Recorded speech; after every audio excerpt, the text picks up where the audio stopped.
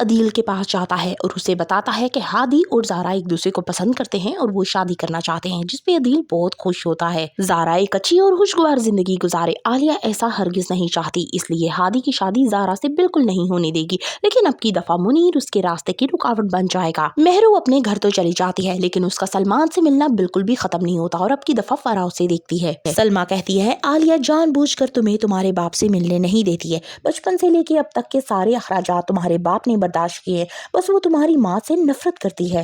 فرح اور زین کے سارے دیے گئے مہنگے تحفے وہ سلمان کو دے رہی ہے کہ سلمان ان کو بیچ کر ایک کاروبار شروع کرے اور وہ اچھی زندگی گزار سکے، لیکن وہ یہ نہیں جانتی کہ سلمان تو صرف اس سے بدلہ لے رہا ہے، دھوکہ دے رہا ہے اور وہ جلد ہی یہ سب کچھ لے کر رفو چکر ہو جائے گا۔ سلمان بھی اب صرف موقع کی تلاش میں ہے کہ کب اسے اچھا موقع ملتا ہے اور وہ مہرو سے بدلہ لیتا ہے۔ دوسری طرف دکھایا جائے گا کہ ہادی بار بار زارا سے درخواست کرتا ہے کہ وہ اس سے محبت کرتا ہے اور شادی کرنا چاہتا ہے۔ ریحان بھی زارا کے قریب ہونے کی کوشش کرتا ہے، یہ احساس دلائے بغیر کہ وہ اسی کا بھائی ہے، اس سے دل کی باتیں کرتا ہے اور اس کی سنتا ہے۔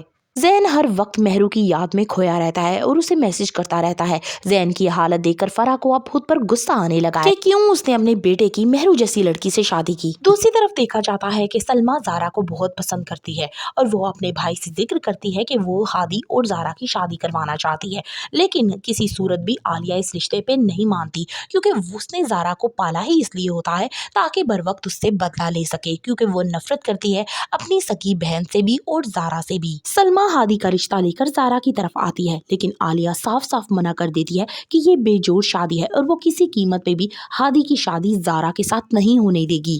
عالیہ اپنے بدلے کی آنکھ میں اتنی اندھی ہو جاتی ہے کہ وہ یہ تک نہیں دیکھتی کہ زارا ہادی کو پسند کرنے لگی ہے۔ مہرو سلمان سے باتیں کر رہی ہوتی ہے کہ وہ اب اس بچے سے جان چھڑانا چاہتی ہے، لیکن تبھی عالیہ سن لیتی ہے اور مہرو کو جھنجھوڑ کے کہتی ہے کہ تمہارا دماغ خراب ہو گیا، تم یہ کیسی باتیں کر رہی ہو۔ مہرو کا لالچ تو دن بدن بڑھتا ہی جا رہا ہے، کیا فرح کبھی سلمان اور مہرو کی سازش کو سمجھ سکے گی؟ فردر ریویوز آف مفاد پرست، kindly subscribe my channel. Video اچھی لگی ہو تو ایک لائک تو بنتا ہے۔